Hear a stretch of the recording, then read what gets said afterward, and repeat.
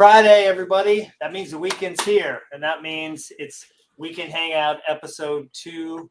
I got my main man Ryan here, back What's from up? his sweet vacay. Where did you go again, man? Tell the people where you Yeah, went. my wife and I, we went to Hot Springs, Arkansas. So I know that might not sound anything crazy, but for all you sports fans who know the history of baseball, there is a baseball connection to that, but there's also it's a really cool old town in a valley. So we had a good time. Yeah, it was a fun trip. Yeah, some of those pictures that you sent looked like you were having a great time and just having a ball. No pun intended. But I think it's always good too, man. I was just talking about this last night on the Sensor Credentials podcast. Like sometimes the hobby in general, because right now I have the time to really sink into it. Sometimes it Mhm. gets overwhelming, man. Let alone our jobs, Yeah. our families, all this other stuff. So it's really good to just kind of go and wind down, and Yeah. take a break from it all. But like coming back from it, I'm sure you haven't had much time. You got to be a little excited to sit down and chat cards for a bit, right? Yeah, I am. Yeah, you kind of like I think when we talked a couple weeks ago, Yeah. I was kind of felt like I was in a lull a little bit anyway, Mm-hmm. and moving into some different new collections here the past few months, Yeah. and kind of with Javi, I got over that 1,000 mark, and I was just kind of like, I just kind of felt like, and I did this several years ago. We kind of mentioned that, but I won't go back into it, but. Um, I was even talking with my wife about it, and she was like, continue doing it. You enjoy it.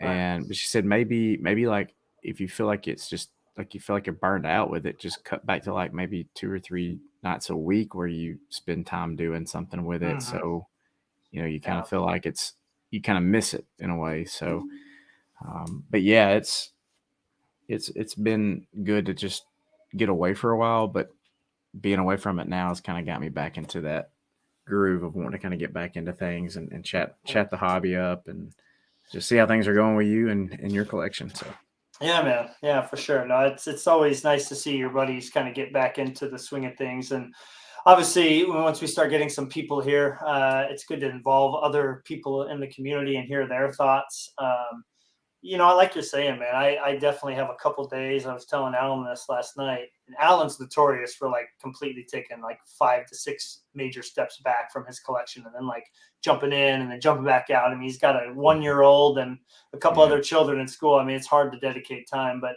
even me being single in my own space, I have a big stack of flurries, some that need to be scanned, some that need to go into binders. I got my Jeffersons here. Like when there's stuff on this desk, it's a sign that I really am like kind of just hovering and not really diving in. And I can't imagine doing it every day. It would take the fun out of it. yeah. And I think when I was so kind of in that gear of trying to get to that goal, like it was just like checking eBay all the time. And it's just almost like I picked my phone up and like, I don't even want to open it right now. Like I think I'll just do it when I get home. Because in the past it was like, I'm going to miss something that gets listed. Somebody's going to buy it.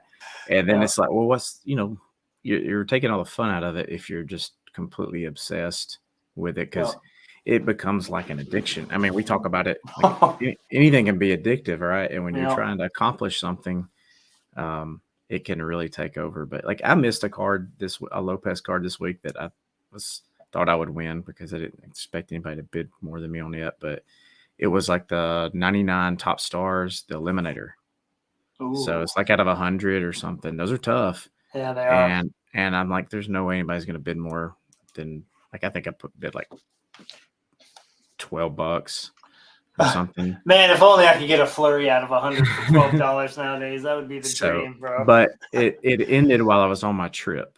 Mhm. So, and I was not focusing at anything like related to sports cards because Yeah, on we were, purpose, right? yeah, I mean, the only thing I did sports related was following the baseball trail there in Hot Yeah. Springs.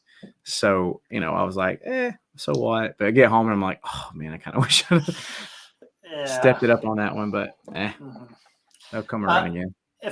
We have a few people here. This was great last night on the Surgical News. So if you're here, would you just sound off, say hello? Love knowing who's here. I know some people like to just watch in the background, or maybe they're on TV. Yeah.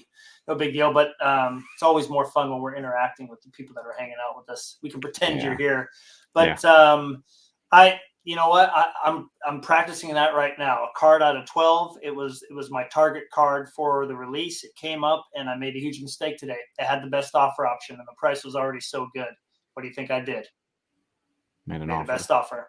So it ended the auction. I'm like, oh man, I missed out. And he goes, I got 5 offers in 3 minutes. I've never had this happen before. I said, look, I'll just pay this. It was like $8 more than he was originally wanting to sell it for. I said, that'll cover your fees. He goes, nope, sorry, it's gone, which meant somebody offered way more than that.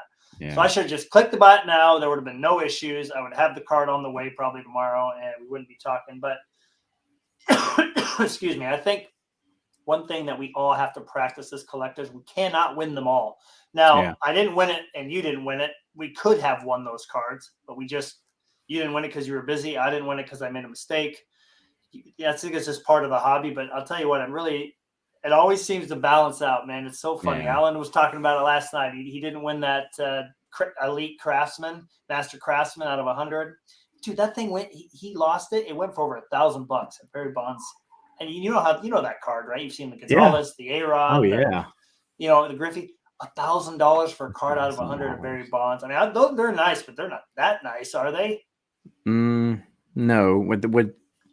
I know of some other Barry Bonds cards he'd probably rather spend $1,000 on than that one. Like a Quantum Leap. I'd spend $1,000 on that card, any day. Yeah. But I just, man, I that was just crazy to hear. But he said, all right, well then now I want to go buy cards. So he went off and he bought 2 really nice cards that he didn't disclose, and it ends up working out that way. I lost to Jefferson. I really wanted that Pacific Gold out of 10. It was they're big time chase cards out of Zenith. I did not expect them to be as big. And the Herbert was like 400. The Mahomes was going to be over 500. I'm like, all right. Yeah. So I didn't want to spend $200. And then the Origins Big Bang came up and the guy accepted it for $50. I talked to him. He owns a shop. Super cool dude in Pittsburgh. I'm like, I want to go visit that shop now. So it's pretty sweet. A lot of times, man, the positives will come out of the negatives in this hobby. You know what I mean? Oh, I feel like that happens all the time. Yeah. Hey, the Lopez National Treasures, Chase for the Rainbow. I just needed 1 out of 25, right? There were 2 listed. Do you think I won either one of them?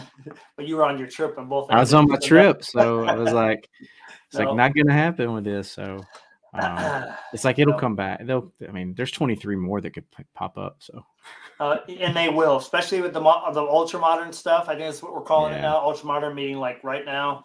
Yeah, it's. I'm noticing too. Upper Deck is getting a lot of products out. They just dropped the cup, and it's not. It's overpriced, and there's the Kaprizovs are all stickers, all of them, and that is the cup. Like that's like releasing. Wow. Topps Transcendent with a sticker auto. Or releasing National Treasures football with a sticker auto, which they've done. Wow. And it's Kaprizov. It's like the best rookie besides Robertson. And so anyway, but they're getting a lot out. A lot of football stuff's coming out. I feel like there's so much coming out. Like you can't get caught up on missing one card. Man, you go back to the Zenith, like so I've missed several cards that went for way more than I expected them to go for. Right? Aren't they going for more? What's going on, dude? And the 1 of 1, the artist proof 1 of 1 for Henry was listed at like $350. Not even a bet. That seems reasonable. It is reasonable, but the timing for me was not good. Would be in that town. Seems like in your wheelhouse, right? A little and more like and there was no best offer with it. So it's like, well, I'm just going to watch it. It was gone in 2 days. Wow. Do you think that product has like picked up steam on the back end? That's what I'm feeling. Potentially. I mean, I haven't been keeping up with all the football releases, but I mean, how much stuff's come out recently? I mean, a few. Well, you got Phoenix dropping soon, which by the way, Panini, seriously, you didn't put the best receiver in the league in any of your case hit inserts. The heck, man. They missed the ball on that one. But it's interesting. I was looking at the other prices. So this is the out of 5, the moment, right? I got that for 40. This one out of 10, this is the base. So this one out of 10 just went for $56, $57. And I was like, nobody's gonna bid on that. So I'm feeling like they're picking up steam again, like I said, on the back end. It seems like there's more interest coming in. I normally you don't see that, right? Because there's so many new things. I feel like products come out and then people kind of forget about them. especially with the new stuff. Like I'm just going back because I've got stuff that was in my watch list that ended. Like the Henry Epics um, ended recently too. Out of what, 5, 10, hmm 50? I think it's out of that. Yeah, out of 5. So the Z Stars Gold 30 Out of best. 10? Yeah, 30 best offer, and I didn't even see it. We've So gone that would that have been fast. yeah, that would have been reasonable. Wow. Yeah, actually I lied to you. That 101 went for $107 on auction. Mm.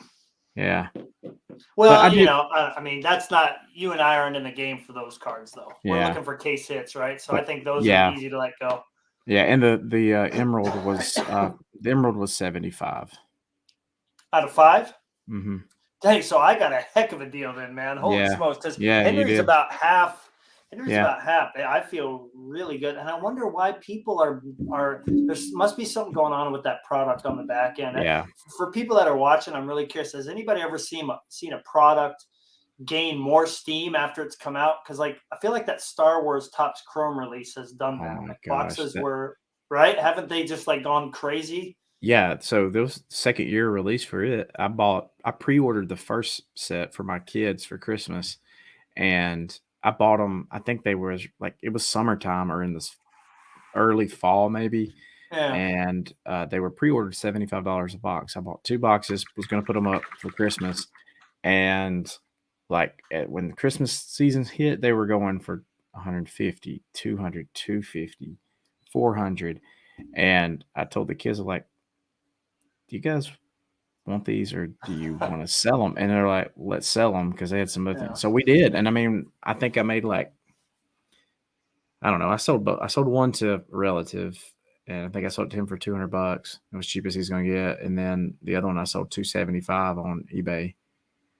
And now that same box is probably $600-700. And then the Yeah. new ones came out and they were already priced like $300 a box. Right, and they're going up. Like that's the only Yeah. product I can think of. I mean, like the cup and every hockey release. By the way, I'm just gonna throw this out there.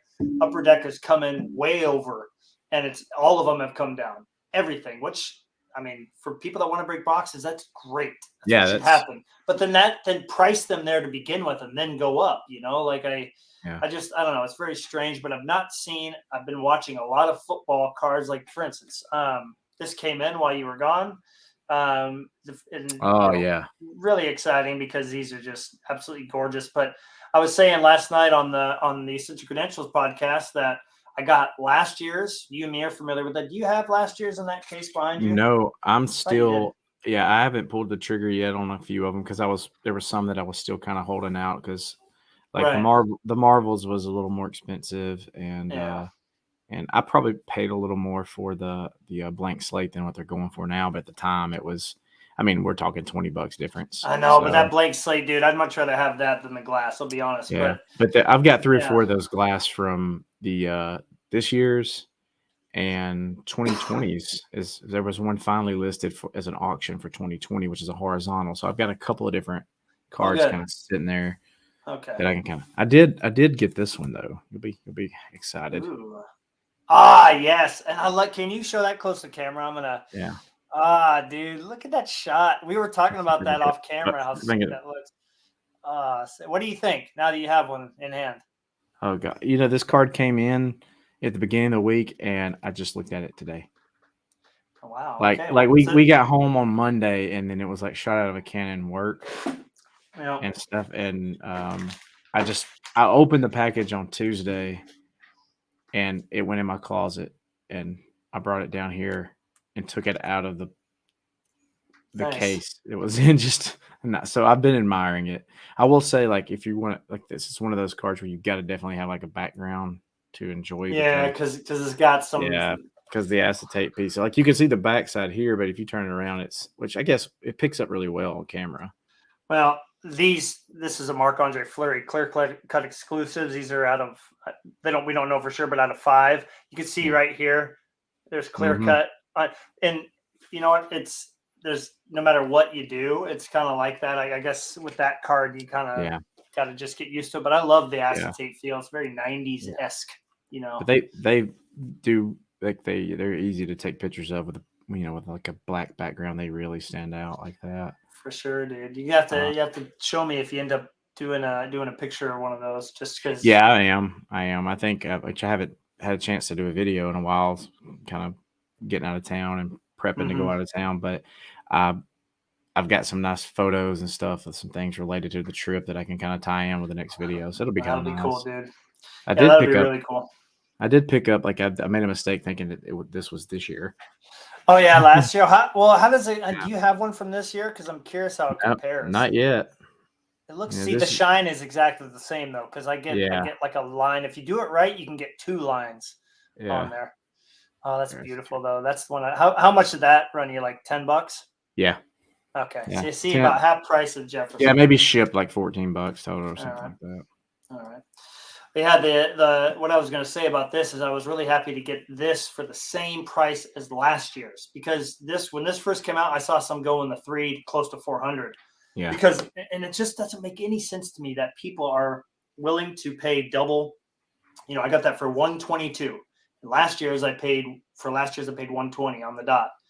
That people are willing to spend $200-300 extra just to be the first one to own a card that there's going to be 5 a week listed of.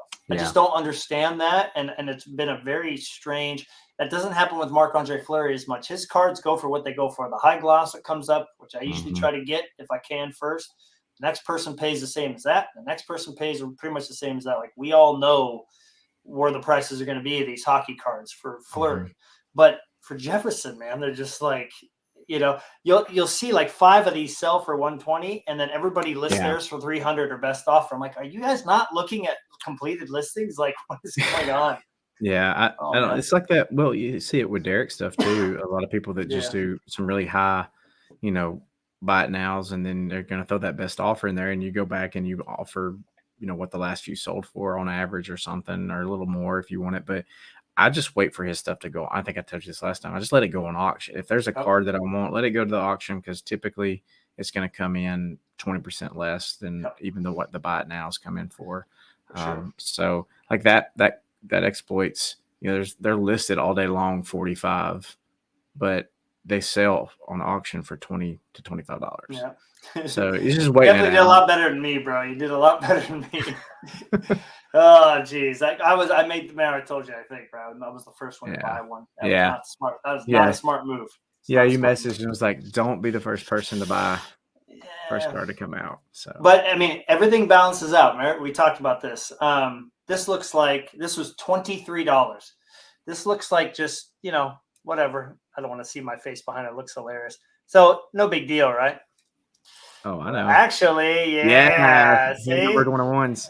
And I mean that for like, Bryce Harper or any of the other, like if this is Mike Trout, this is like a what, $1,000, $500, $600 card. So it's a lot of money for it's a lot of money for the third best player in the league now. What's that? Yeah. So that's a lot of. I don't know if you saw an article that came out. So it was like, it's like Ohtani, Judge, Trout. If he was on the Yankees and they were winning and he was dominating the way he does on the Angels, he'd be number 1 all day. Yeah. Well, I mean, even he still hit like 40 homers and played like 40 less games or something like that. He's just on such a terrible team, which I'm okay with because they're in the same division as the Mariners. So fine by me. I do think it's important to talk about this because I have to make a video for it still. So I feel a little guilty because I started getting sick and I just haven't had like the motivation I need to really film the video. But it's pretty awesome to have this now.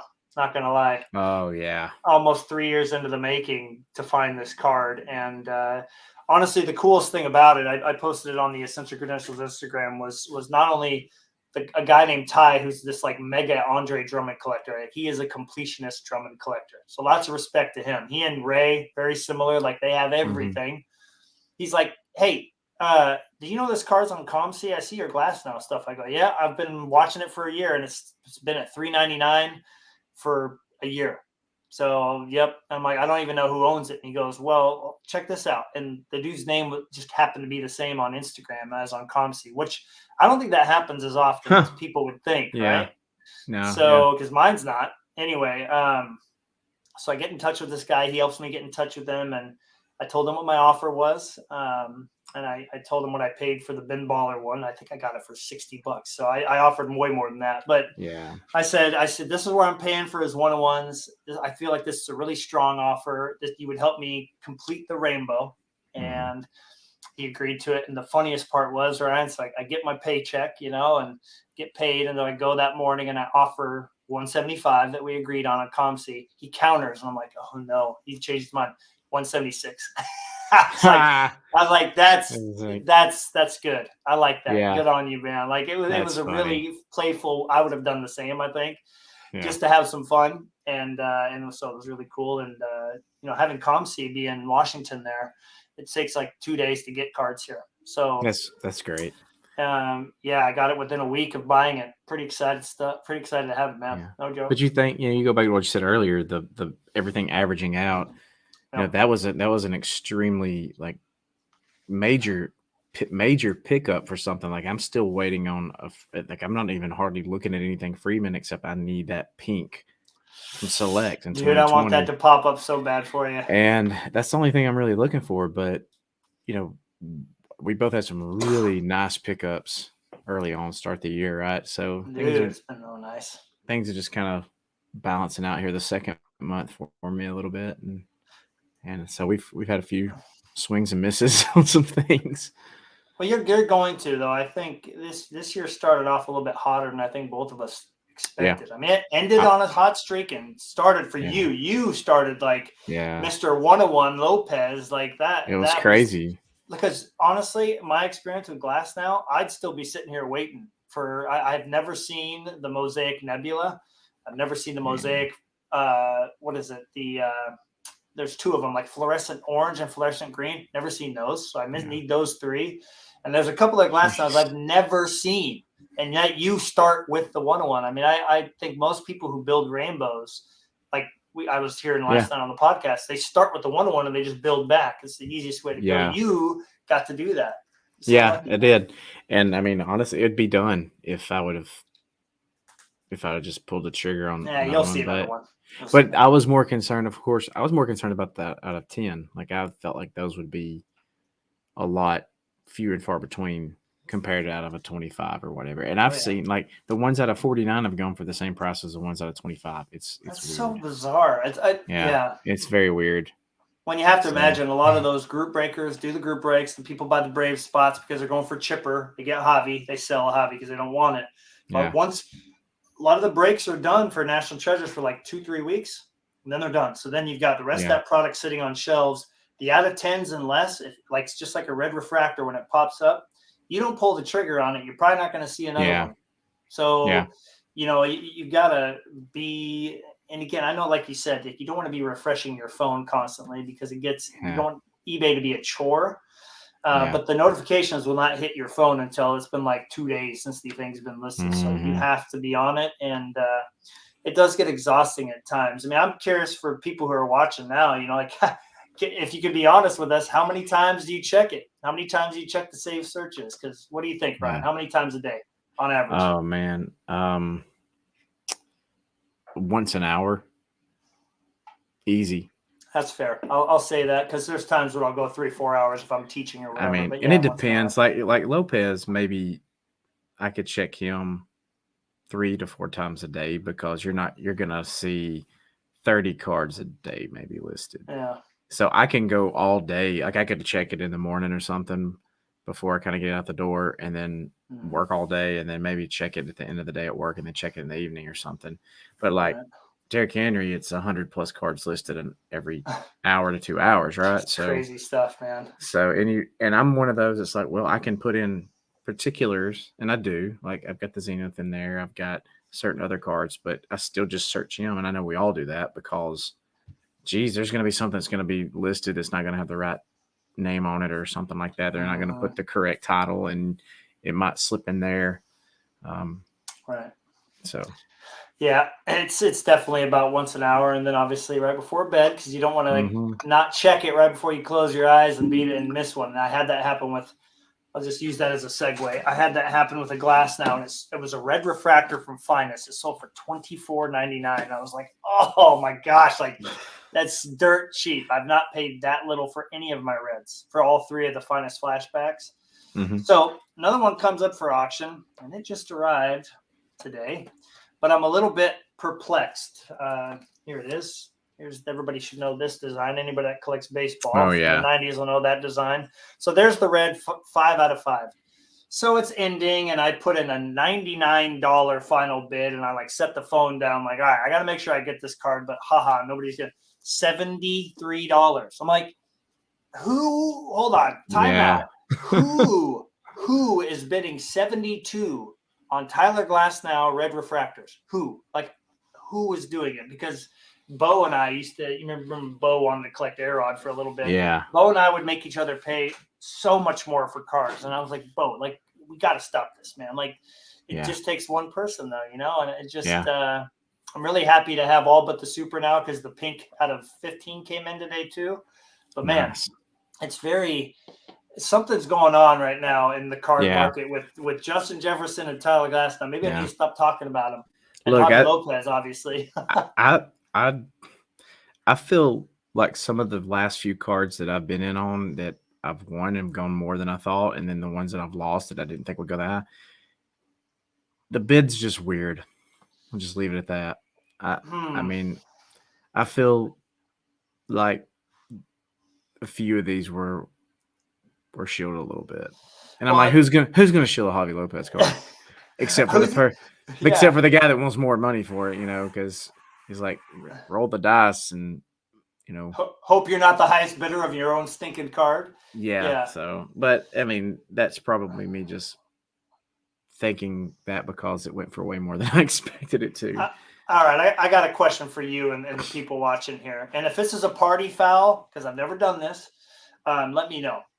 I felt like if there's one other person collecting glass now, I would like to connect with this person. So I would like to be like, hey, what are you missing?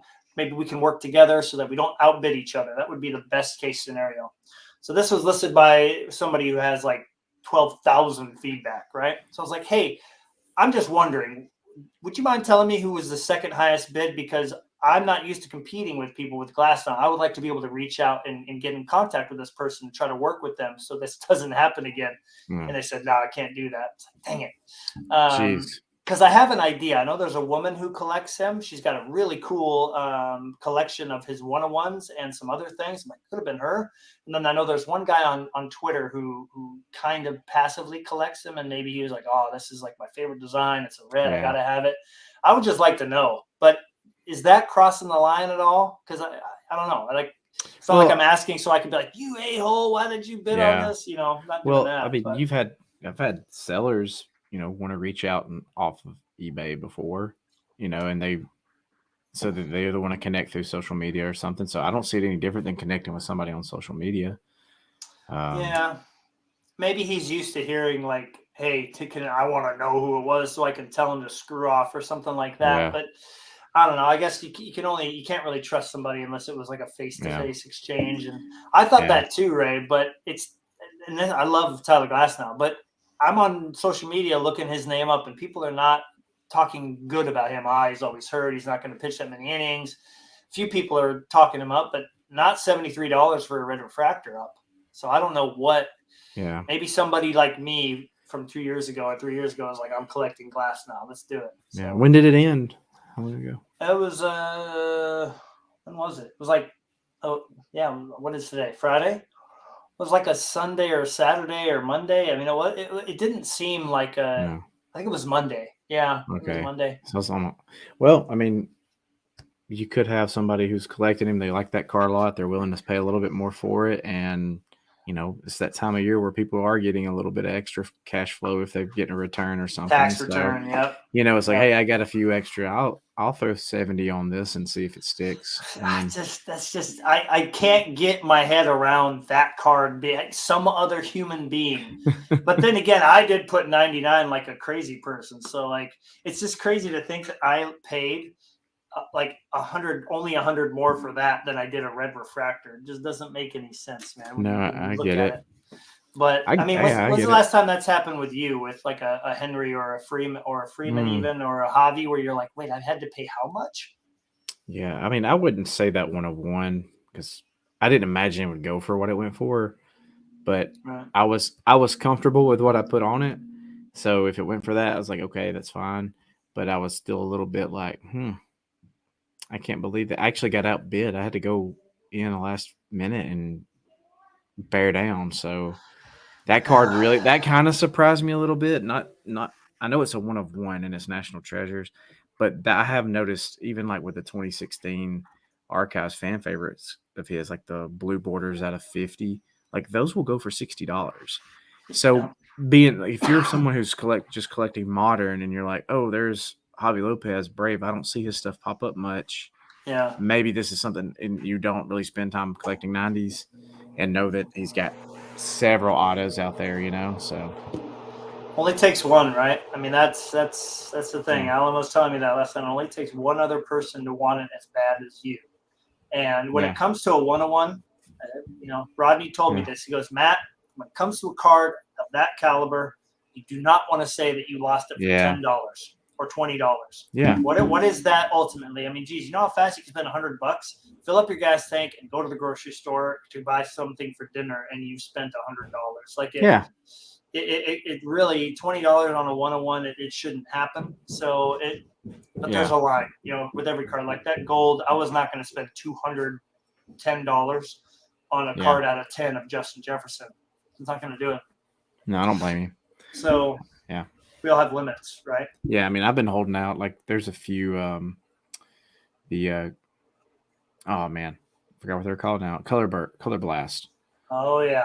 I'm waiting to see if Henry and Jefferson are going to be in this next one coming up. So he's been in the last two, and they've been exorbitantly high. Always.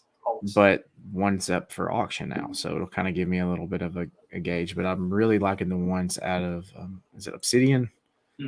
So they're black background versus the white background, and it just pops really nice. So, but yeah, there's been a few that have just kind of head scratchers. Like, how is this card? One, like 5 people should be watching this or less.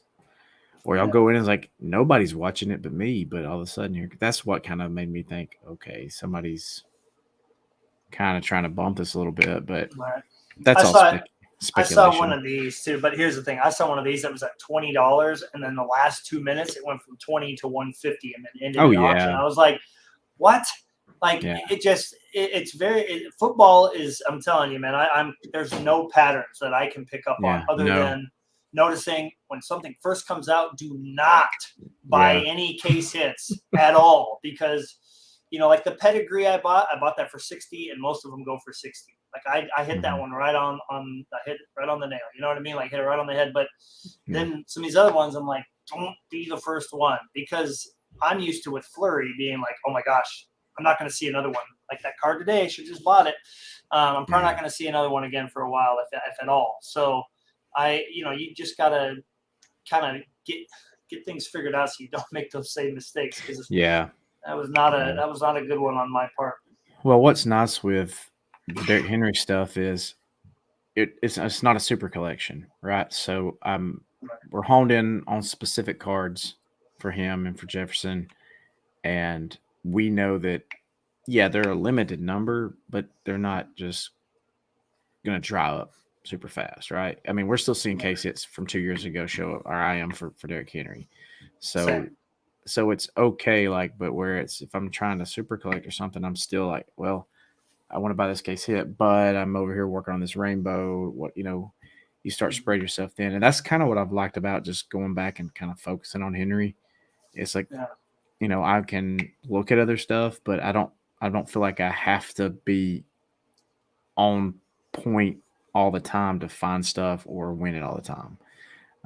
It's like I told you, I think before we started, I missed a Lopez, right? Like not an expensive card, but one that I've just not seen. Yep. But because I kind of hit my goal and it's not in my top 25 cards for the year to come up, I'm like, well, it would have been cool to have added and had it slid in the binder next to the other ones, but Que sera, I guess. Yeah. And it goes to show, though, you and I are similar, and I think people that are watching can agree with this style of collecting.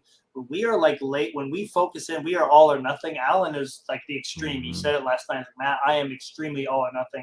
I'm mostly there with like once I decide this is the goal I'm going, man, I'm going for it. And Yeah. if I were to say I'm buying everything cool of Jefferson, I couldn't do it. I'd have to sell my Fleury collection. And so I think with Yeah. your Lopez collection, you said 1,000. You were just like getting every big card, COMC, this and that. Mhm. And then all of a sudden you get there and you're like, wow, just kind of like Yeah. battery goes empty. And now there's really, there's going to have to be something that stokes your fire with Yeah. that collection again, because I mean, maybe finishing the National Treasures Rainbow will be like, okay, maybe I want to, because I'm going to take your idea. I just got this 12 pager in, and yes, I bought a pink binder. Man, why would you buy pink? It has nothing to do with the race, because I'm not losing this. This thing is not going to disappear in a dark corner of a house. No. It's gonna show up. But I'm gonna like for the part of me wants to just put the super factors in there. I'm not kidding. But then another part of me wants them displayed and just print a picture off and slide it right in there. I think that's the route I've gone. Yeah. I've gone that route. I like that because you don't have the gap. And I think I remember seeing him do something like he would write something on a piece of paper and put it in there. And I got to where I was just scanning the card in. And it was a rough scan. And then I got a little template. So I just kind of throw it in that template, print it. It's got the name of the card and the set it's from and everything. So for the complete side of things where you feel like you're not missing something, it really works well. And for me, if I'm doing everything chronological, I know where my gaps are. It's easy to find those gaps. So it works out pretty well. But yeah, like there's a couple cards for Lopez that I want to buy that I would love when they come in, but they've been sitting there for years, really high priced, and I'm okay with what I talked to the owner of the card about, like what he would agree upon if I offered it. And that may be one of the things, like, okay, I'm going to focus on saving funds to buy this card and get it in, and it's going to check off something that's high up on the list. And so, yeah, not nickel and diming your way to a goal at this point, right? Like you're not just buying 40 cards off of ComC to try to get to your plateau of 1,000 cards or whatever, And I thought about like, okay, so let's go to 1,200 now, but getting to 1,000 with him was not easy, especially if I'm focusing on Brave stuff. It wasn't near as easy as I kind of thought it would be. Like getting to about 400 or 500 was pretty simple. But after that, it became a little more complicated because I would sit and wait on things that I wanted to spend money on if they showed up. Mm-hmm. And then after it was like a month or two of nothing really major on my list showing up, as like, okay, let's go to ComC and let's drop $40 in the account and gobble up some stuff that'll fill in some pages. So sport lots. It's been a minute, but I think I've scoured. I think it's scorched earth for me now for Javi. So. I'm just right now. You know what I'm also laughing about? Tyler getting that box in. And I remember doing one of these with him. I wasn't live obviously with him, but we were talking on this platform. He's like, Matt, it was like a priority immediate, and it was just filled with like nothing more than $5, all McGuire's that he didn't have. And he put a binder together. I mean, it brought him from like 2,100 to like 2,600. Like it was crazy, man. But I appreciate that. I mean, I was talking about last night. I think when you have a super collection of a player, obviously with Fleury, right? There's all these big, huge autos that come out, and I can skip a lot of them. I'm like, it's a sticker auto. Nope. But when it comes to like building insert and like rainbows of the upper deck releases, those are fun. Like Allure, he made it into Allure, which I'm really excited about as a Blackhawk. Don't care for the Blackhawks, but he looks awesome in his setup. Of course, I'm gonna go for the whole thing, minus the golden treasures. Why not? It's fun, but it's easy to let those autos and those ridiculously high priced 101s go. Yeah. But I do enjoy collecting like that still. I have a big appreciation for scanning in every card and building a website, dude. I tell you, I'd love to see a hobby website. Not that you have lots of time to do something like that, but I would enjoy seeing it. I know, Ray, he's got his Ichiro site. We had Yeah. a big Scott Rowland collector in here yesterday, whose website I've kind of gone back and forth and checked on. He was here, and it's just, it's a good way to be able to take the cards out of the box and look at them. And I Yeah. just made the decision when because I'm having to rebuild the whole thing again. It's just not rebuild, but like move the whole website to a new platform. So I'm having to basically put everything where it needs to go again in a completely different fashion. And I made the decision to include Glass Now and Jefferson, which the Glass Now is going to be tough because that's over 600 unique to scan, but Jefferson will be easy. It'll be nice to have the whole collection of just those 3 players. That way I can sell everything else, get everything else out of here eventually. Yeah. And focus on those. It'll be really cool to go look at everything there. Have you ever thought about trying that? Yeah, I mean, I have, and then I got 1,015 cards I got to scan, and then I go, well, the first thing I thought was I need to go fill in the gaps on trading card database because there's some like I stopped doing that. but then I never started doing it. I was like, yeah, it's nobody's a long really, process to do that. Yeah, it's not simple. So that would definitely be like a summer project for me. Just I would probably have to wait and do it sometime then. And what you need me to come there and visit and bring my scanner in my bag and sit with my laptop, and I'd have to, you just give me a pile and we just crack open some sodas and start scanning. I mean, that would be the easiest way to do it, is you'd have to have 2 people, because then you're kind of talking and having fun, and while you're doing all the cropping and editing, because I do touch up all the pictures a little bit. I at least clear them up so they're not as fuzzy, and that would definitely make it easier, But I think I've thought about it, but I think it just kind of one of those things where I'm like, I just don't know how I'm gonna squeeze this in. And I sit down and go, okay, well, that sounds like a fun project to do, but I'm focused.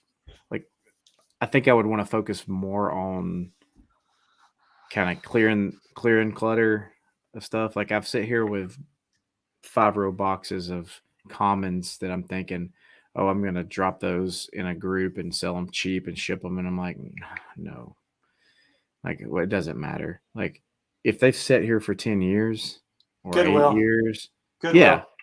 they're going to the school or whatever, I'm going to send them I'm going to take them to the elementary schools, and like, those kids are like, who are these guys? Because like, I'm 10 years old and this is 10 years old. I don't know who this is. Like, so go look it up. Kids, go learn some stuff. But I would much rather do that, and at this point, and then that would clear some space out. But I really want to spend more time just kind of getting the display. Like, this has been great and I've enjoyed it, but I'm still kind of all over the place with it. And I've got that hobby bat that I got a few months ago. It's in the cardboard box that it came in the tube because I don't really have a place to put it. I've got a Hank Aaron autographed bat that's been in the closet for 2 years now. A couple mounts, dude. A couple bat mounts, or floating shelf with the clear case that it can sit in. Yeah. Well, I'm in the same boat. I still haven't put those lights up, dude, because I need one thing I don't have. I need a way to stick the cord, because the cords are going to be running throughout the case. I need to know how I can hide them. Yeah. So I need some clear tape that's not going to stick to the glass permanently. So or like a little, I don't know if they make like little, like, I would say like balls or like kind of clay stuff that you can mold. Yeah. To, like, stick it to, because What about channel? Like, is there clear channel? Like, so on these cases, like, the corners of them have this clear channel that they slide into. Oh, but you can get like cable channel for like a wall mount television where you got to run the okay. But there might be like clear channel, and you could just run it down the end, like cut it, run it down the inside of the case, and then it would be straight in the corner without. That'd be a good idea. I like that. It'd take a little work, but it'd be clean. Right, and it would be able to stay that way. Yeah, that's really good thinking. I think I could probably get like something like that from Spinards. I would need to have something to cut it. If it was cuttable, is that a word? Yeah. Cuttable with I got some pretty sharp scissors. So yeah, well, it could even be like, even if it's not silicone, but just really flexible plastic. Yeah, you could clip it easy. Just so it's going, and if it's running down the side, it doesn't really matter. Like from the angle you're at right now, you'd be able to see it in the one directly behind you, but it's not going Yeah. to take away if the lights are off and then the display lights are on. Right. I'm not really going to notice it as Yeah. much. It'd be nice if it was in the back corner, but the only thing is where the lights are going to mount. I kind of played with, like, if I put them all the way to the front, cards in the back get no light because they don't shine in like a really big. How can I like show like a beam like this? It's more of a direct beam. So like the middle is the best place for it to get them cards in the back, cards in the front.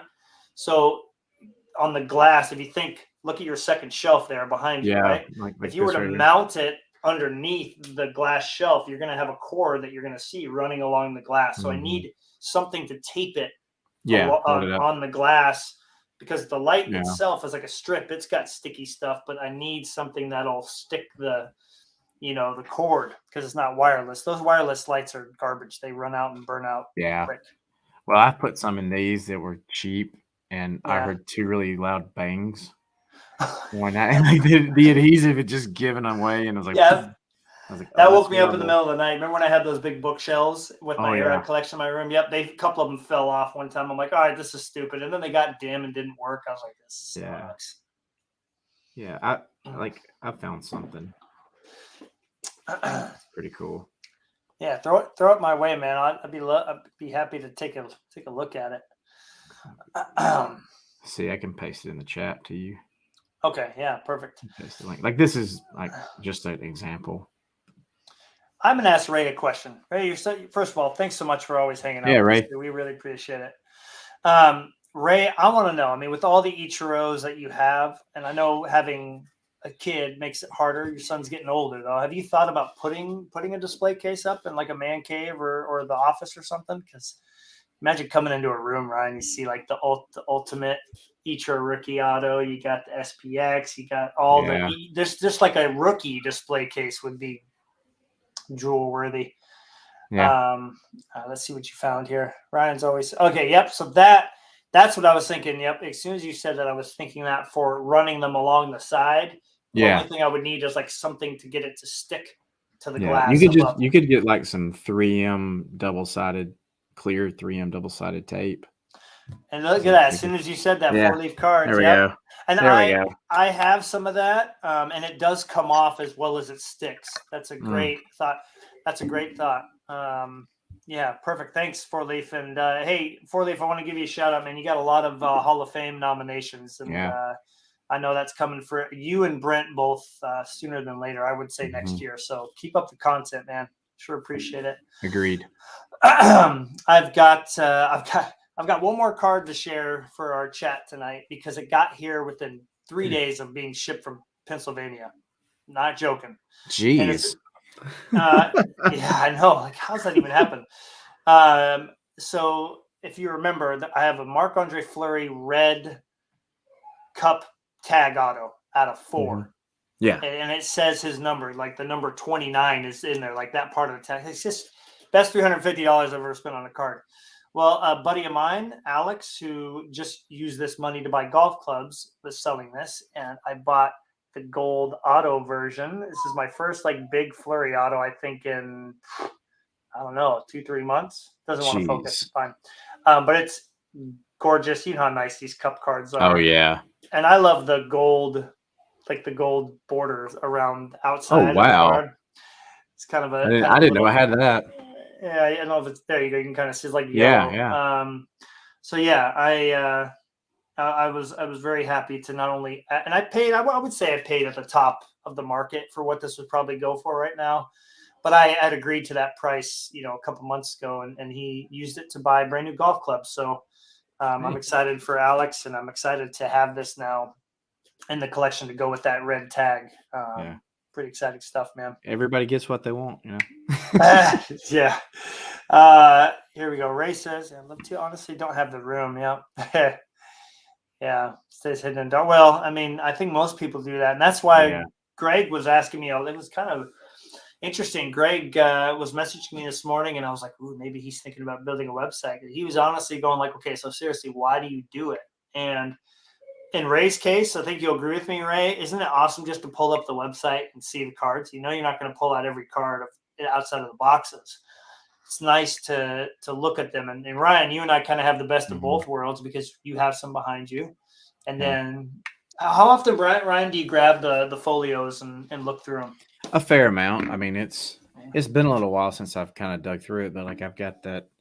Like hadn't looked at the Freeman like refractor one that I did for a while, nice. and I was just kind of like coming into this area, which is kind of like a den area. There's the laundry area is next to that, and I'll kind of go down through there like I'm going to the laundry room, and I'll just look at that shelf and like, oh, I haven't looked at that folio in a while, so I'll get it out and just kind of flip through it and take a look, and I'm like, I've got some really nice cards that I forgot about, that are sitting here. So if they're on a website, then like I said, it's easy. It's just a click, and you can kind of look through it. And especially if you're not at home or you want to share something, there's a ton. I get that there's a ton of advantage, and it keeps them safe if you're trying to keep them out of the light.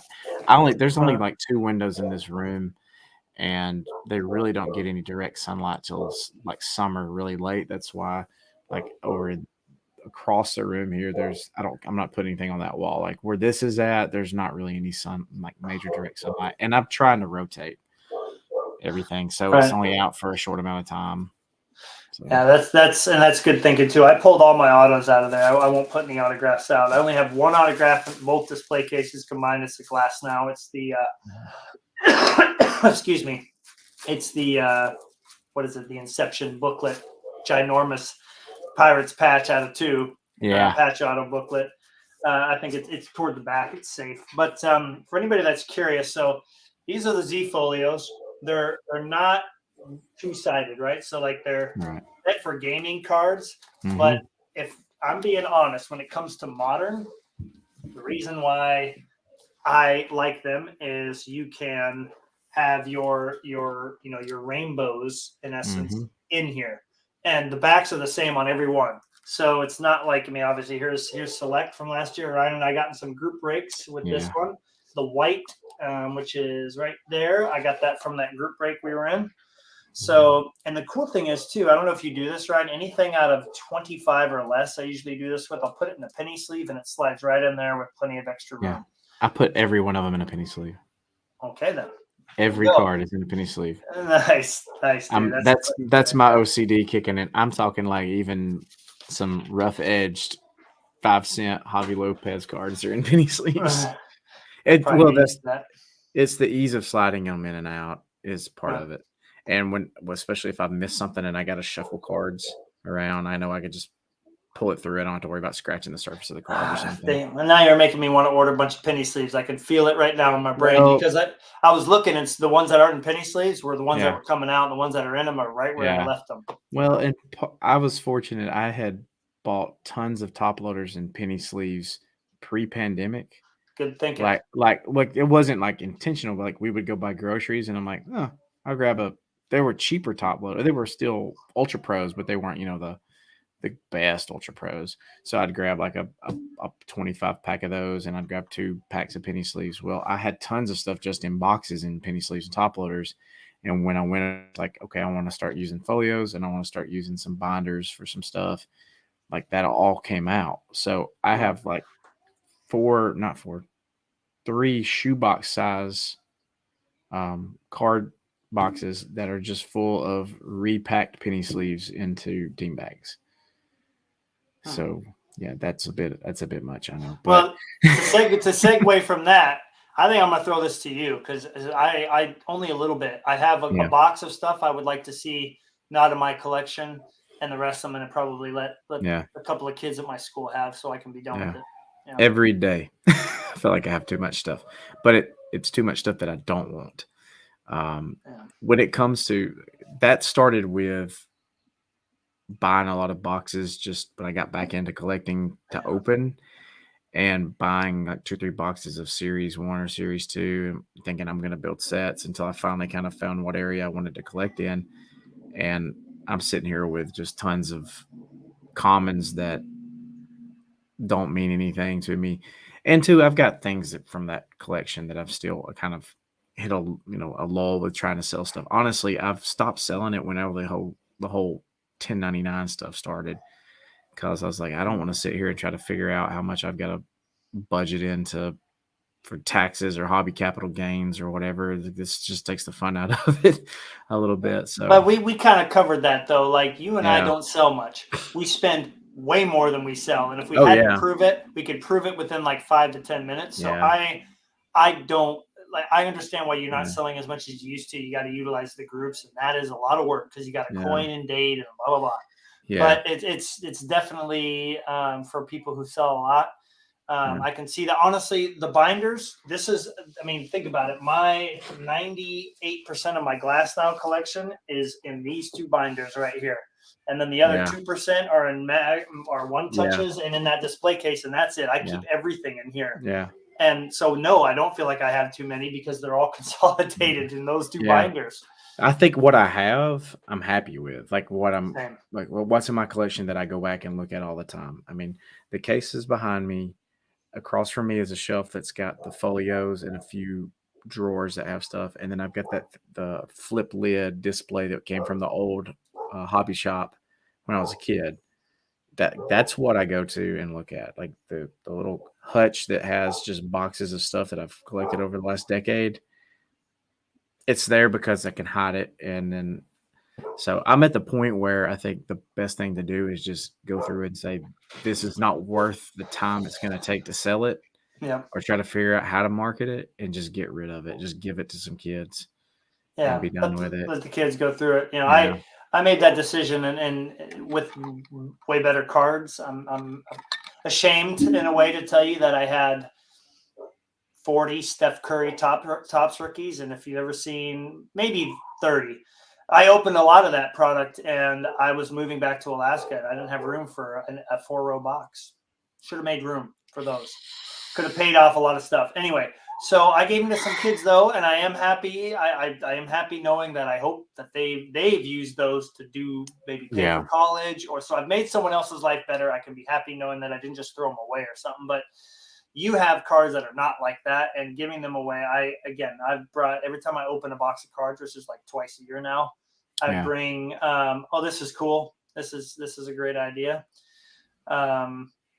Yep, for sure. We're teachers, so I think kids love getting free cards no matter what they are.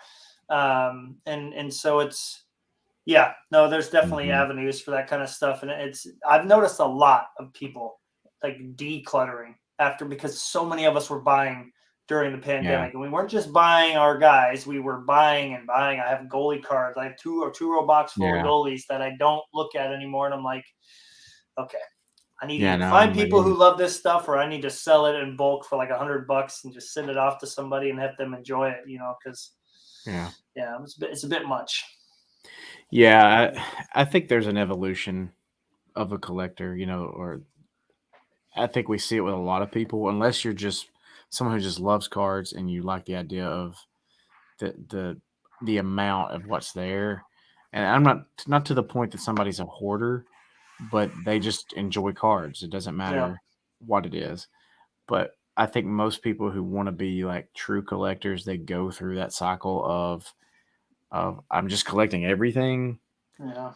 And I'm trying to figure out the direction I want to go. Like, even though I collect and like those Freeman cards are still a great part of my collection. And I've been able to narrow it down over time. Like, I've sold off maybe a third of the autographs that I had already. So that's not a big deal because there's 10 meaningful autographs that I like, right? Right. And I didn't need 60 autographs anyway, but for some reason I thought I did. Maybe it was seeing other people collecting, thinking that's what you do. Like, as you learn the hobby, you're like, oh, buying multiple autographs of the same guy is a good idea because there's different sets.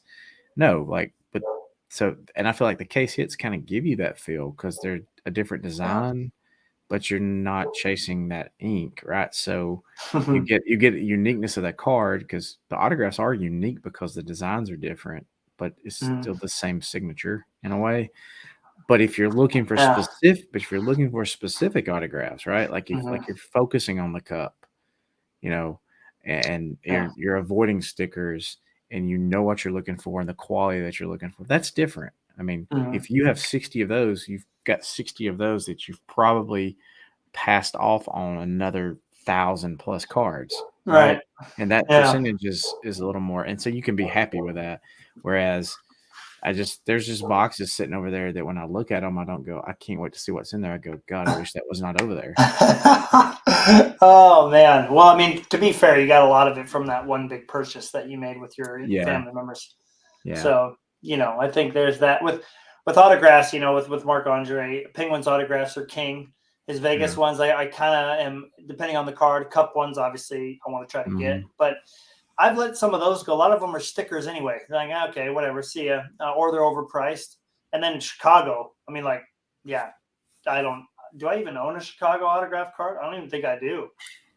Yeah, And then with Minnesota, I have one, and he's only got one. So, yeah, or two or three, if you want to count the ones not in the new mask that he's yeah, got. So I think I am at least specific enough. And there's certain Penguins autos. I'm like, I know what my threshold is. I'm going to pay $50 for that card. And if I can't get it for 50, I'm just going to let it go time and yeah. time and time again. And I have. But I still, my dad, when I first started putting the Fleury collection together, he goes, dude, why do you have so many autographs? Because they're all different. So, Yeah, well, I yeah, felt the same way yeah, because it's like, well, this I know it's the same signature, but it's on a different card, right? It's like the yeah. artist paints something, their signature goes on every painting. It's a different painting. It's a different piece of Mm-hmm. art, Right. so that ties you to it. So I don't think there's any wrong way to do it if people enjoy a certain way they do it, but just the amount of stuff, having so much of it that you don't have time to look at it, you don't want to look at it. Like I feel like us who really hone in on like a deeper level of collecting in a Right. way, it's not just gathering. I feel like there's a difference between gathering a lot of stuff together and then maybe later you go back and discover those things. But Yeah. Excuse me. No, absolutely, dude. And you made me yeah, want to do. You made me want to do this. I curious, just kind of what you think too. Since this is more laid back. This is a in progress. So I've made my way to 10, 11 so far, mhm, and I do want to point out that. So there's the stats. There's how many cards I have from this year. I have to individually place each picture here and then upload the card. And then if it's not cropped, crop it. It's a lot oh of work. wow, Okay. And some of them are already wow, cropped. I like the ability to do what this is called on here, a light box, and zoom in on it. mhm, But if you go through and you see how many autograph cards there are, I'm just kind of working over. There was one up top, and this is one that Alan bought me, right? So that has a uniqueness to it. yeah, He bought that for Secret Santa, and then I worked my way through, and the only issue with this is that obviously you see how the cards are all different sizes, and you can yeah, kind of do it. But on like Canva, when you're doing something, if I drag it to there and then I want this one to be the same size, it doesn't automatically tell me when I've got to the same point. It's very archaic. And so yeah, it's a bit tricky, but like those are two autographs. Look how different they both are. Sure, it's the same signature, but like those are significantly different cards, yeah, you exactly, know? yeah, So I think in hockey, I think in baseball, Freeman had a lot of autographs. Like you had, how many Tech autographs did you have? Like 6 or 7, yeah, yeah. It's crazy, you and I know? think that's the part that I kind of struggled with was like that was like a rainbow type process Right. at the same time, Right. but like even with these NT hobby autographs, right? Like I wasn't too concerned about that being redundant because it's four cards. All right. And then he's never in anything, so it's an autograph rainbow of four cards. Mm-hmm. It's not but like with tech, I mean you're talking 7, 8, 9, 10 to 12 Yeah. autographs. And Yeah. that Nope. rainbow just became impossible, especially if someone, grabbed one of the 101s because what's the point, right?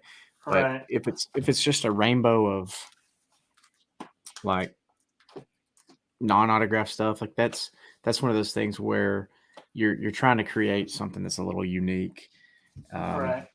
to go in a binder, to go in a folio, and I don't know. I guess I just jump around sometimes on what I collect, and I kind of look back at it going, what was the motivation for doing this? Was it just to say I did it? Because Right. sometimes that becomes the I've gone through my Freeman autograph several times and go, why am I keeping this card? Is it Right. because of the difficulty to acquire it or because I like it? Mhm. and that drives a lot of it. So Well, and Freeman has, gazillion autographs. I don't know how many he yeah, really has. Probably like five, he's got six a hundred. lot. Yeah.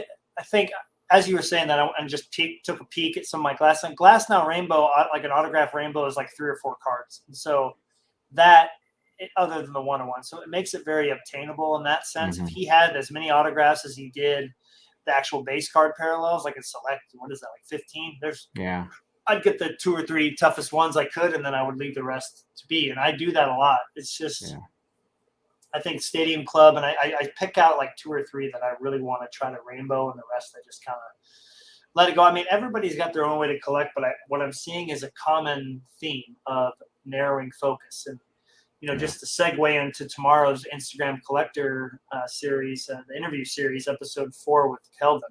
He's a big brodeur collector. And he was like me with Fleury where I am now. He was like that 3 years ago, and then he downsized a bit, and now he's really thinking about downsizing. Like, this is my box of 50 of the best cards I can get. I don't want anything else. And that's like, I'm seeing more people take that route. Obviously, I can't imagine Greg taking that route with his Salmon collection because it's such a unique collection, or Nate doing that with his Bonds collection, or of course Ray doing that with his Ichiro. There's no way we would do that because we love collecting that player. But you, again, with Henry, like, you can really focus in on those case hits. You won't ever feel like you have too many because each one is super unique. Yeah. And I have 2 autographs, I think. I don't really want any more. I got the 2 autograph, like, so working with them, the Contenders autograph set, right? Like that filled 2 purposes. It got me the Henry autograph, and it worked on a set that I was working on. So that was nice. And then the other one, I just was fortunate to get in a break. So, would I've bought that card on the secondary market? Probably not. Yeah, probably not. Yeah. So I see that philosophy with another player.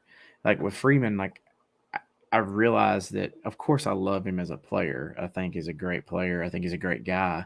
But I think I like the Braves more than I like Freeman. Because he was still on the Braves. You might be collecting him differently. Let's admit that. Yeah, exactly. It would still be there. I mean, because if he'd have signed that contract, I mean, it's another chipper type situation in terms of a long-term player there. He's a lifer kind of deal, potentially. And, but I've not purchased one Freddie Freeman card in an LA uniform just because there's just absolutely no draw for me. I mean, it's still Freeman, he's still a great player, but that's not my team. No, you can't. You gotta move on. Yeah. But there's other people that I know are still actively collecting him and have a great collection, and it looks great.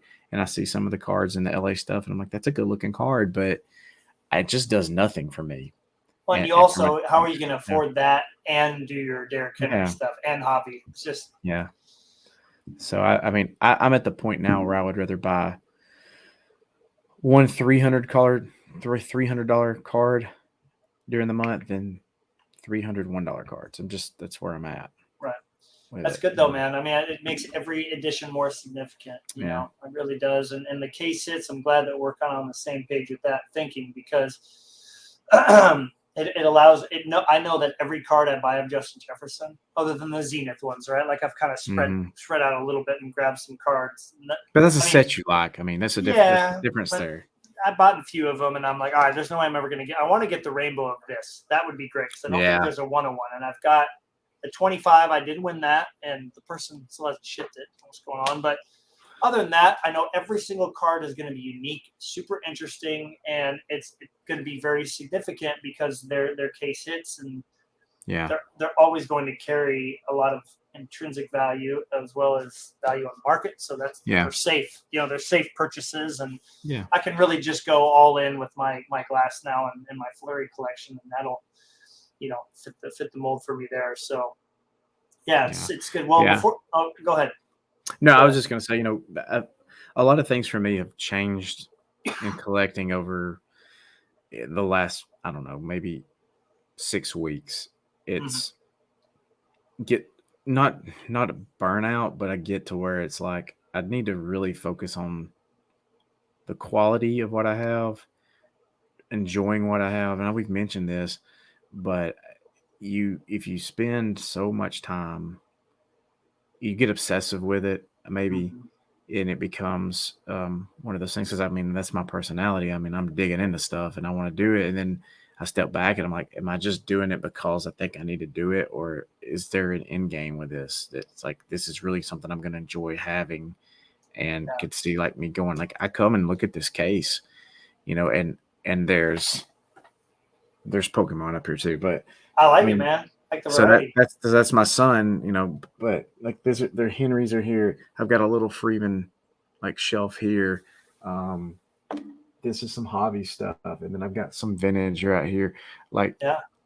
I go to that case, like that's what I like about this case. And then if there's something in there that's just not really appealing to me, I'm like, why is it not? What was happening? Was that a failed attempt at some kind of side collection or something? Like the vintage case has like Hall of Famers, second baseman Hall of Famers. Why Mhm. second baseman? I played second base. There's a connection to that. Right. So otherwise, I probably wouldn't collect a Nelly Fox card. Right. But it's not like I bought 10 Nelly Fox cards. I bought one.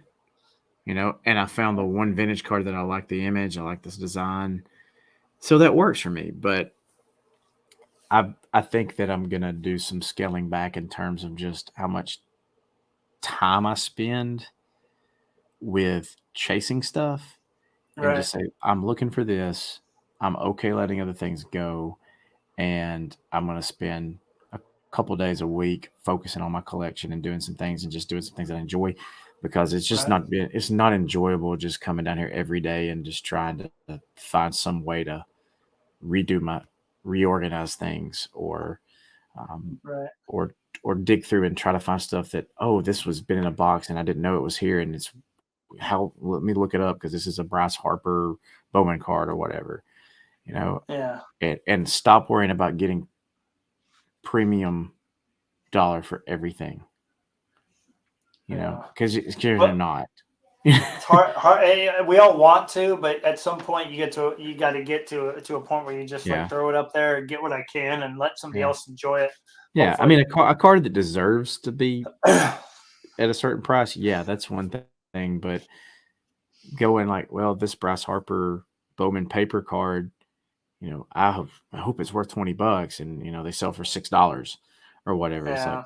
oh, I don't think I want to take the time to sell this for $6 and have to pack it up and ship it, so it just goes back in a box or something. I think if just from hearing what you're talking about, and I'll let you share your own, but I think it would be really cool to see the goal of just getting as many of those cards out of your house, Yeah. because it sounds like you come downstairs, you see them, and instead of being like sitting there and looking at the blank slate and like let's go see what these are selling for. Oh, Mhm. right, like the market's really strong. I love seeing all the other players and all that stuff. Mhm. You instead of looking at the blank slate, you sit down, you look at that box, you go, I need to be doing Yeah. something with that box. And now you're like, I don't feel like being down Yeah. here. And then you leave, Yeah. So like, I think that getting those out, you've mentioned it time and time again in our group Mhm. chat, get those things out of there, man. Like clear your head of that being a distraction. And then now Yeah. you've got just the cards you love and you're sitting there appreciating them. Like that's what it's all about, man. Yeah. I was able to do that a little bit with the the collection that the family kind of went in together on, because we were just like, there's no reason to have a 1996 Topps bricked box of cards that every time I pull one apart, they just tear because they're brick so bad, right? Yeah. So it's just like, Right. you feel bad, but it's got to go in the trash because it's not worth anything to anybody because they're not going to be able to Yeah. take it apart, right? And then just sets that really, if they were a nice set, you might could sell it as a set to someone, but they're just not in great shape and they're Right. stained or whatever from sitting in storage. And so that I've been able to kind of work with, because my investment's a little different than theirs. And his thing was like, you handle it. I don't care how you do it. Right. So for me, it's easier to do that with something that I haven't spent 10 years building up. Yeah. Right. Right. But I'm at the point where it's like, there's other things in life, like exactly like, you know, there's other motivations out there to get rid of that stuff that is going to be more pleasant.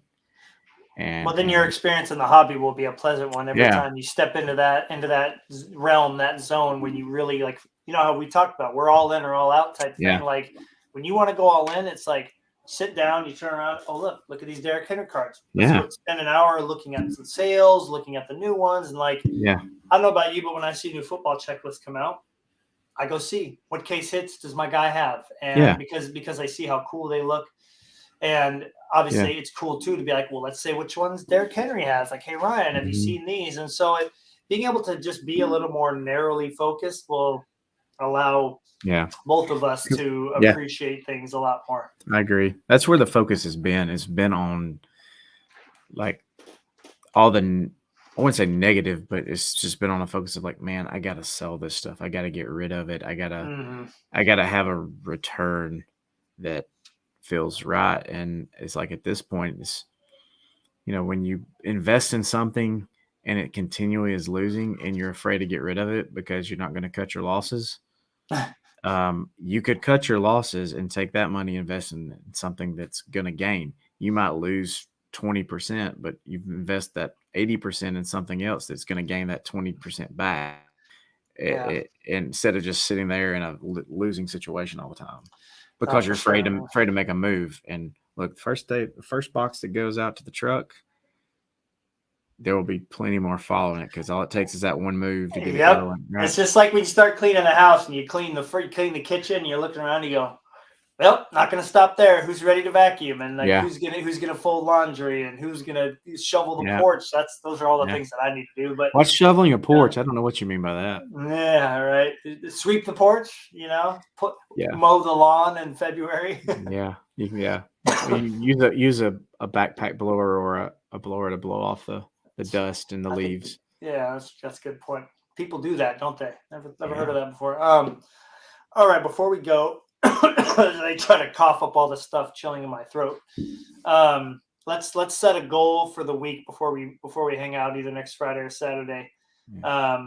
I know for me, okay, first goal, make a really fun and new and interesting video showcasing this project being done. That will be my video for the week for sure. Nice. But getting the lights done, those are my two goals. So getting the lights in the cases and getting the cases where I want them, because like I had this bright idea how I could reorganize, because there's two big bookshelves in there. Mhm. Maybe I could put them out here and have the TV right here. So I'm kind of, I'm toying with the idea of that, but then this desk becomes obsolete, and then I have no clue where this thing's going to go. Like no clue. So unless I maybe put it there, I don't know.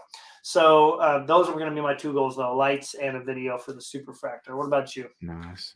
Yeah, I like that goal. I'm looking forward to the Superfractor video, honestly. And Give me some good ideas, man. We're going to yeah, talk about it after we get off, because I got to make sure all right.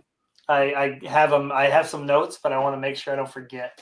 Well, the motivation from just this conversation tonight has been like I'm going to move some of these boxes this week, Good. maybe this weekend, whether they go to Goodwill or the great thing about it is they're already organized, like Nice. they're in teams, they're actually organized by player, so in penny sleeves, or not penny sleeves, but in team bags. Mm-hmm. So I could just go over there like, okay, here's a box of AL Central stuff. I've already pulled stuff out that I feel like would be interesting to me to put in a binder down the road to do something. Yeah. I've got like the Hall of Fame stuff pulled to the side that's modern, it might be stuff from insert sets, because I've got a little Hall of Fame binder going. I got a little home run club binder, hit club binder. So I've got that stuff pulled out. I know where it's at.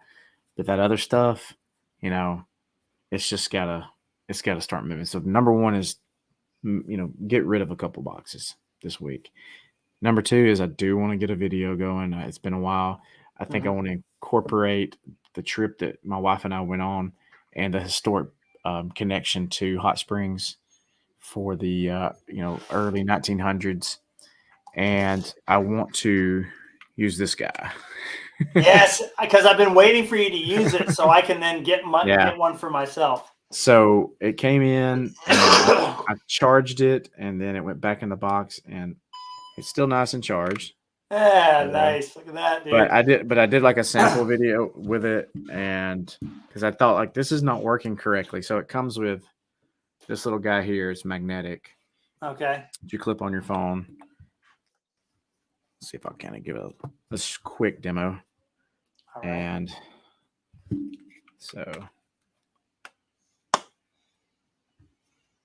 so you have to kind of see here. You kind of have to spin it to get it in the right direction.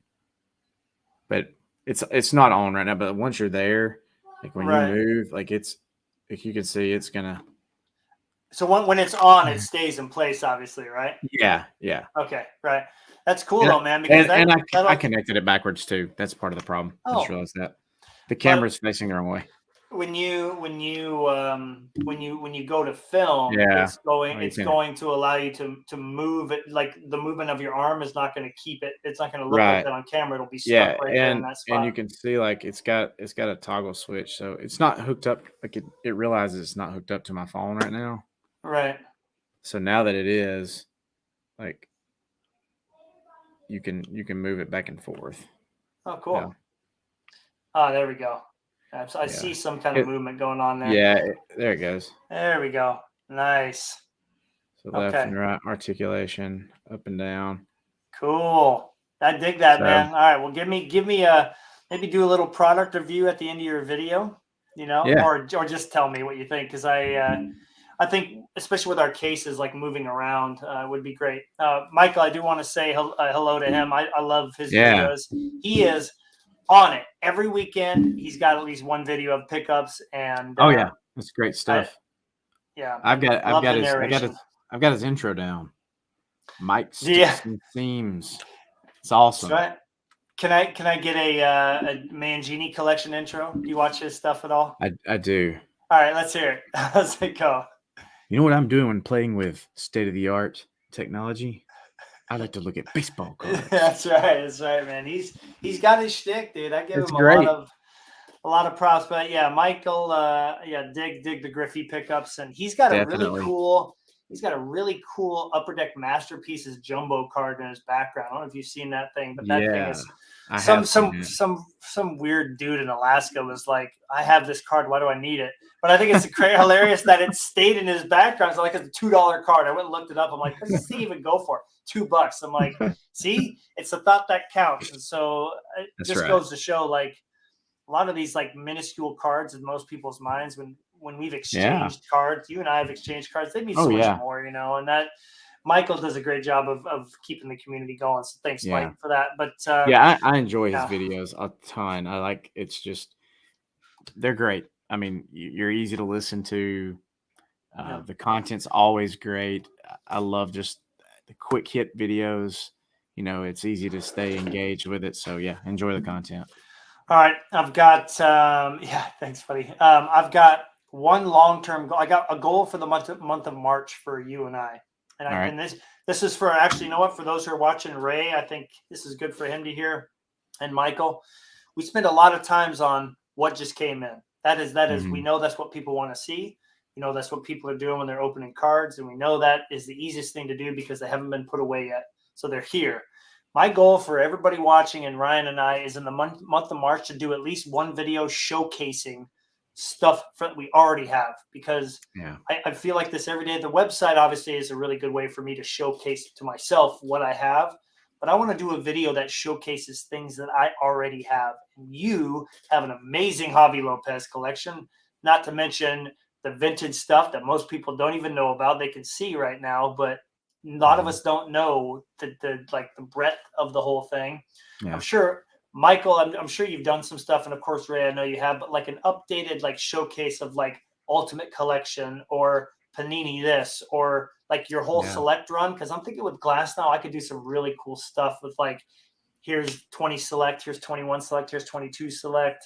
Yeah, I don't know. Like I want to do something that is a showcase, not a here are my additions for the week, which are always fun to do. Because, but anyway, that's a long-term goal I would like to see some people do, because everybody I love to follow, it's all about pickups, and that's great. But I think it's important to do some showcasing there, because I told Yeah. Alan this last night. Like, dude, Alan, you got so many amazing cars. He's like, yeah, I forget what I have sometimes. I'm Yeah. like, I think anybody that has children that are 1 or 2 years old are in the same boat, because they don't Yeah. have time to look at it. So that's what I think would be cool to see. Yeah. And part of that would help with worrying about just getting pickups to have if you're going to do videos, which I don't think that's why Yeah. most people do it. You know, the people buy cards and they just have stuff coming in. So it's convenient. It's there. It's the newest thing. But, you know, just going back and digging through and enjoying what you have and remembering that, yeah, you miss a card here or there, but man, you've got a ton of good stuff that you've been able to acquire over time. Oh yeah. You know, so Yeah, and it's funny too how many times I'll and it's not for any particular reason, but somebody will be on Instagram and they'll post a card of a different player that I have a Flair, and they're like, "Oh man, I've been wanting this card for like 5 years." I'm like, I need to appreciate that card a little bit more, if not a lot more. You know what I yeah, mean? Because you remember when I sold the Aeron stuff, I was getting as much as I could because it was the only one on eBay, and I still haven't seen a lot of these again. yeah. And so looking at them, I'm like, all right, like I need to show some more love to these incredible, excuse me, cards that I already do have. So No, I agree. There's stuff that I haven't looked at that when I got it and I was like, oh look, they pick this up, put it in a box, put it in a one touch, and that's what I like about the case back here. And that might be kind of my thing is like maybe do a video where hey, refreshing the case, and so I can showcase stuff that way, and then it's got a purpose, it's got a locate. So yeah, I like Yeah. it. See, you got, and our cases give us that ability. That's why for the first time I have a Glass Now shelf and now a Jefferson Yeah. shelf. And this will So keep me from having videos that shake like this. It'll be nice and smooth. what was the video where, like, right now I've got, a quarter, maybe, about a third of a rock star running through my veins? What was that video that you filmed? Was it like an ultra box opening where you had like 3 Red Bulls in you or something? The one Remember? that was kind of like a satire video. No, I maybe, but I just remember you saying on the camera like 4 times, like, "Oh my God, I'm shaking so bad right now." Oh yeah, I think that was when I hit the Griffey Diamond Producers Yep, out of that's just a right. rando box that I bought from, was it Probstein, Yeah, whatever. I was like, there's no way I'm gonna win this box, and like this is pre-pandemic prices for '90s boxes. I think it was a '99 Ultra box that I gave like $75 for or okay. something at the time, and Yeah. yeah, because I was like, no way, like because I don't have a lot of luck with modern stuff, but when I was opening some '90s stuff, I was doing pretty good. You know, Yep, and yeah. two Griffey rare inserts, and then pulling a Z Gold out of one random box. Dude, that You was know, awesome. I can't believe you found a yeah, 98 Zenith box. I cannot believe that, man. that one, Seriously.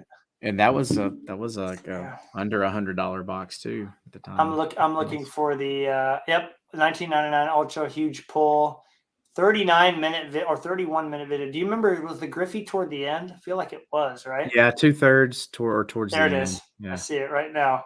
Um, in case anybody would like to see Ryan pull this, we're gonna end. What end with this? This is Oh this is gosh, good stuff, man. and I was so horrible at video, like trying to keep Nah, everything because the cards were sticking together, but they didn't stick in this. all right. So. Did you hear that? Like I saw it, like, oh, I can see the edge. Like I don't even care You if see it there's right ever. here? Yeah, Yeah. yeah. And you can see it better on camera than when you're looking at it trying to around a camera when you're videoing. Right, for sure. But I didn't know it was Griffey. I don't think. Like I was like, this is not gonna be anybody. Like, And then I saw that hat. I was like, oh gosh. I sold that unbelievable. card. All right, so who did this end up going to Jared or something like that? I can't remember. Gosh, I'd have to go back and look at my messages. Wait, did Michael buy that from you? I can't remember. I thought Michael bought one from you too. Maybe Gosh, not. I can't remember who bought it. It's It's someone in the sad. '90s group, right? Someone in the '90s group Yeah, bought it. somebody did. Because I posted it in the rare '90s. I have no idea. I can't remember. Anyways, I I just wanted to go down memory lane right Well, there I had that one, because you were and shaking like crazy. yeah, and I didn't video the other box because I hadn't started videos yet. But I went back and did a recap of the box. But I bought the '99 Bowman's Best box and Mhm. pulled the was it Best Performers? Is that right? The refractor out of 300 or 400, Yeah, whatever. out of 400, and it's just super clean. And that card I've thought about sending off for grading just for the quality of what the card is, but it's still it's still over there. Yeah. I Yeah. got Oh, this yeah. little itch. I got this little grading itch, and then it just kind of faded. Yeah. Yeah. That You're was right. it was nuts to pull a refractor out of 400 from a box, and then like a month later, I bought 5 boxes at one time on eBay and saved them up. Like I'm gonna do these box breaks for '90s stuff during the pandemic, and like Griffey refractor, Griffey insert diamond producers. Like I don't think I understood the gravity, even though I was excited. I really don't think it, because this was like as I was getting back into '90s stuff, and the more time I spent in the group, I was like, that's pretty incredible to get to pull that card. Dude, So, that's and they're so beautiful, and you always have good yeah. lighting in your videos. So it's just, Thanks.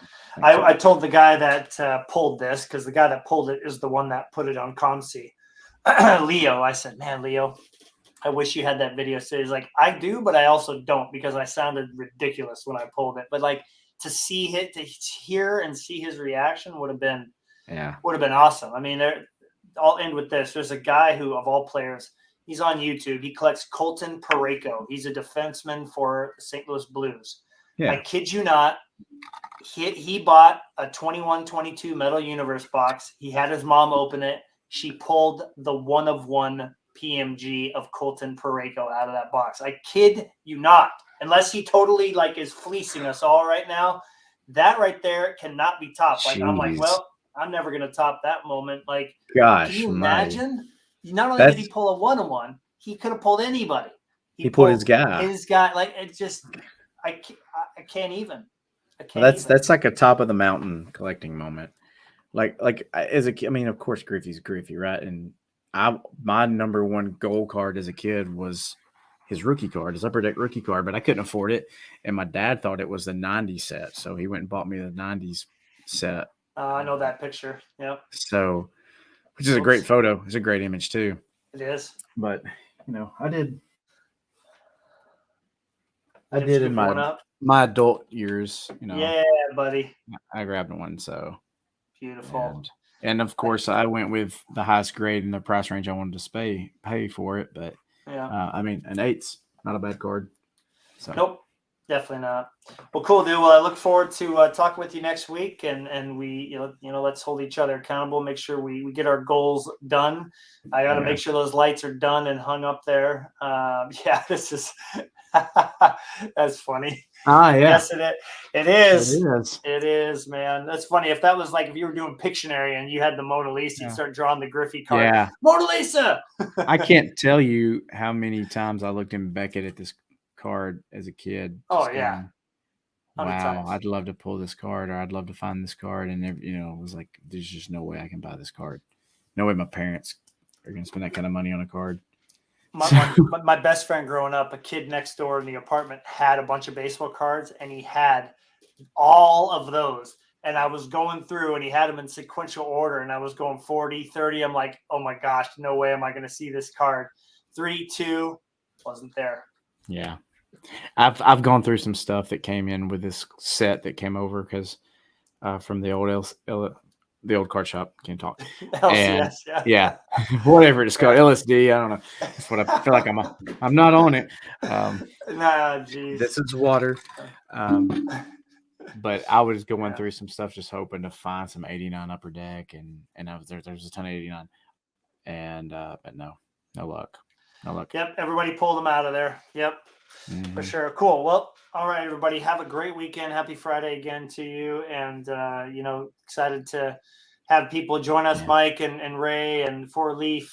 Thank you for hanging out and chatting with us. It's always nice to have people in here during these more laid back chats. Yeah. And, we'll see you next weekend, everyone. Take care. Take care. Bye. See you.